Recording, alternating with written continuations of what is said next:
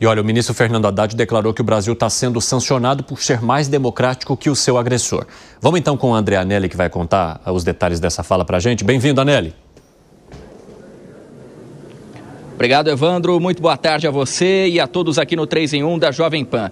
O ministro da Fazenda, Fernando Haddad, fez novas críticas aos Estados Unidos no âmbito do tarifaço promovido pelo presidente americano Donald Trump. A gente contextualiza primeiro que Fernando Haddad tem tentado nos últimos dias reuniões com o secretário do Tesouro americano, Scott Bessent. A última tentativa mais recente, nessa semana, inclusive, foi cancelada horas antes da realização dessa reunião por videoconferência. E naquela ocasião, Haddad chamou de politização o argumento para esse recuo dado pelo governo dos Estados Unidos para que não fosse estabelecido um diálogo no âmbito do Ministério da Fazenda, que seria o equivalente, então, no caso da Secretaria do Tesouro americano. E aí, Fernando Haddad continuou nesse mesmo tom de críticas políticas aos Estados Unidos em relação ao tarifaço e nessa quarta-feira, durante o evento lá no Palácio do Planalto, em que acabou divulgando, então, as medidas de contingência aos setores afetados pelas exportações que ficaram, então, sobretaxadas pelos Estados Unidos, Fernando Haddad afirmou que as imposições que foram feitas ao Brasil, todas as sanções sofridas pelo país, tratam-se, na verdade, de questões políticas, porque, na avaliação de Fernando Haddad, o Brasil é mais democrático do que quem o sanciona. O Brasil é um país que está sendo sancionado por ser mais democrático do que o seu agressor.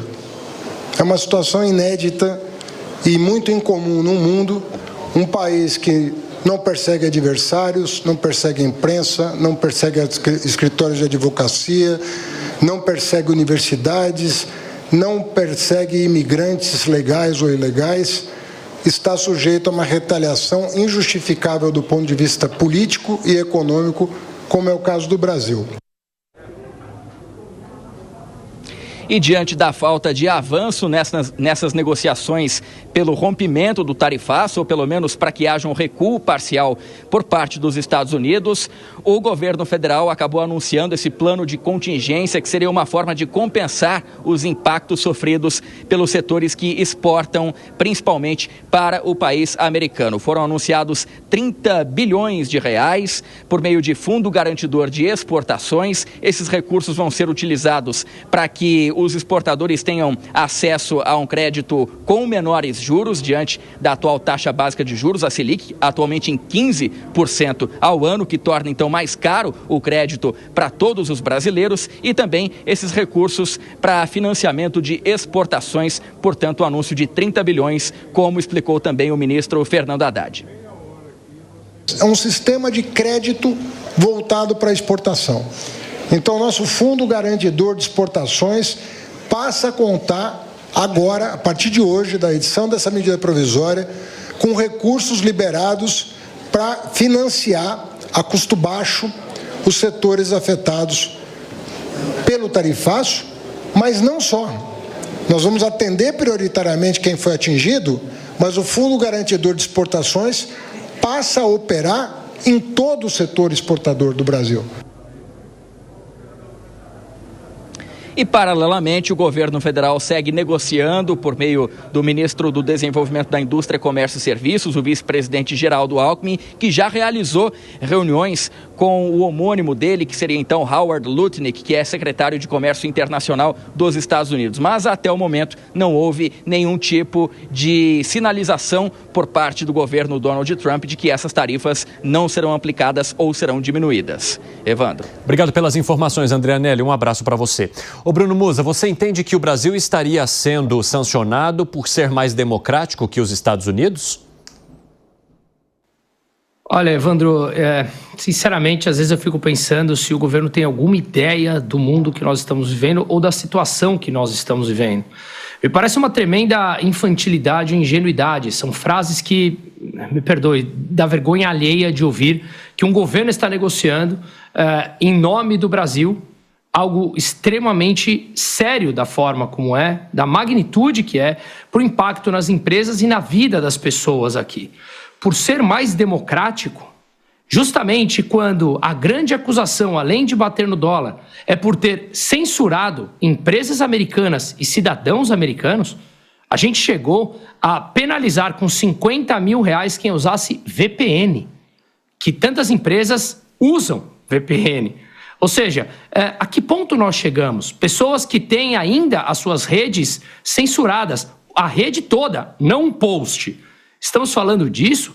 Estamos falando de um país onde os julgamentos que deveriam ser na primeira instância vão direto para a última instância, para que ele não possa recorrer, e onde aquele juiz que expressa uma raiva para o réu, frente ao réu, de forma pública, é o juiz que comandará aquele julgamento, praticamente já definiu ali com o microfone na mão a definição desse julgamento. Esse talvez seja o país que o Haddad esteja falando, mas tudo bem, esse é um assunto subjetivo que a gente pode discutir como a gente faz amplamente.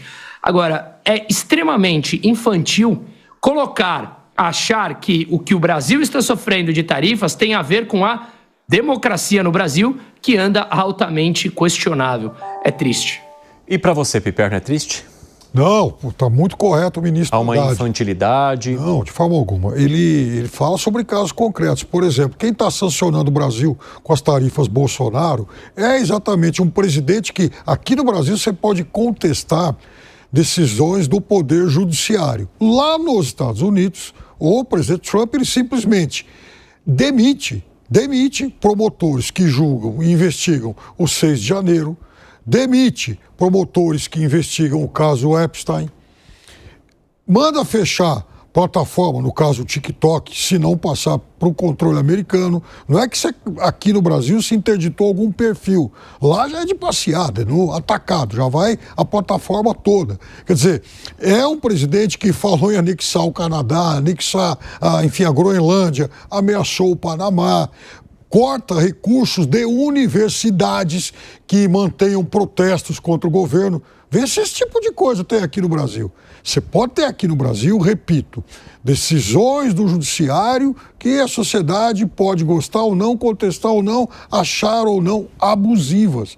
Mas nada comparável com esse elenco de coisas que eu trouxe aqui. Então, nesse sentido, aliás, o Steven Levitsky, né, o autor de Como as Democracias Morrem, falou sobre isso aqui no Brasil ontem, que a democracia do Brasil, ela é uma democracia que hoje vive um momento de mais vigor do que a democracia americana, né? Alguém que conhece a fundo a democracia americana. Aliás, lá, a gente viu nesses últimos dias o vexatório caso da tentativa de prisão de deputados do Texas que se recusaram a participar de uma votação que determinaria mudanças nos distritos eleitorais a fim de dar ainda mais vantagens para o Partido Republicano. Olha que ponto a sociedade americana chegou, né? Fala, Gani. Olha, a frase do Haddad tem dois erros. Primeiro, que o Brasil está sendo taxado principalmente pelas questões geopolíticas, pelo alinhamento dos BRICS, principalmente relacionado à China. Vamos lembrar que todos os países dos BRICS, pelo menos os principais países, foram fortemente taxados. A gente está falando de Rússia, até a Índia, aliada histórica dos Estados Unidos, 50%, Brasil, a própria China, né, chegou a 145%, se tornaria inviável, agora 35%, há anos atrás chegou a 55%. Então, é muito mais uma questão geopolítica. Segundo erro da frase do ministro, o Brasil é um país democrático, super democrático. Não, longe disso. E aqui eu vou levantar alguns fatos além daqueles que o Mussa já levantou. Quando a gente fala de democracia, isso passa por liberdade de imprensa.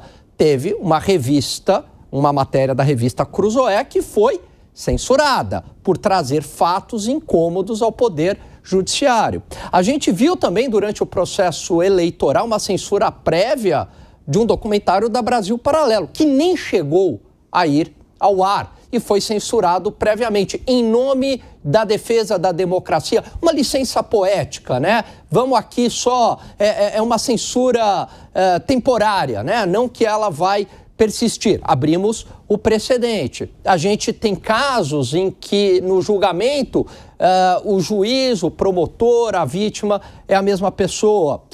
derrubam perfis sem o direito à ampla defesa. E não é que derruba a postagem, derruba o teu perfil inteiro. Contas bloqueadas por opinião. Então, isso tudo que eu estou falando são fatos, não estou adjetivando. E são fatos que mostram que isso passa longe do que é uma ampla democracia. Eu vou trazer mais uma opinião aqui do nosso telespectador. Pode jogar aqui no nosso telão, por favor. Vamos lá. Colocando aqui. Temos aí. Opa, Isaac Azar. A atuação de Eduardo Bolsonaro junto ao governo Trump não estaria ajudando politicamente o governo Lula, já que a taxação daria justificativa aos problemas econômicos? O que você acha, Zé Maria Trindade? Politicamente, sim, eu não tenho dúvida disso, né? É uma estratégia que está facilitando o discurso do presidente Lula e dos aliados dele no Congresso Nacional. O pessoal do centro e centro-direita, que é um grupo forte na política, não só no Congresso, né? O que existe aqui no Congresso é um retrato da sociedade. Não está entendendo exatamente qual é essa estratégia de ir contra as indústrias, isso está sendo explorado pelo governo. Esse plano é para salvar as indústrias. Salvar de quê? De um tipo de agressão, né? A agressão que colocam dos americanos contra o Brasil. E quem está provocando esta agressão? Eduardo Bolsonaro tentando salvar o pai. É esta a mensagem. Não adianta, é esta a mensagem. E quem defende? O grupo do PL mais raiz ali, pronto, né? Então, politicamente, esta é a mensagem. Mas na prática não é isso. Donald Trump, ele tem uma postura de que ou você é aliado dos Estados Unidos ou adversário. E ele entendeu que o Brasil é adversário dos Estados Unidos. E aí está colocando reservas. O BRICS, principalmente o BRICS, e essa ação do presidente Lula em forçar uma barra, até nem o Xi Jinping quer tirar o dólar do mercado internacional, a moeda internacional. Seria ideal que houvesse até a criação de uma moeda ou de uma maneira de pagamento em que todos pagam na sua moeda e há a conversão automática, alguma coisa assim. Isso vai acontecer no futuro, mas naturalmente não adianta. O mercado não é manipulável desta forma. Ele é manipulável até um ponto e depois ele trava porque entram as leis da economia. O euro, houve um momento em que se pensava que substituiria o dólar nas negociações internacionais, mas não foi até um ponto e parou. Então é assim o mercado, sem um ponto que não há um domínio total. E já se falou aqui até em Freud, espelhamento, né, de Bolsonaro e Donald Trump. Portanto, politicamente, é prejuízo sim para o grupo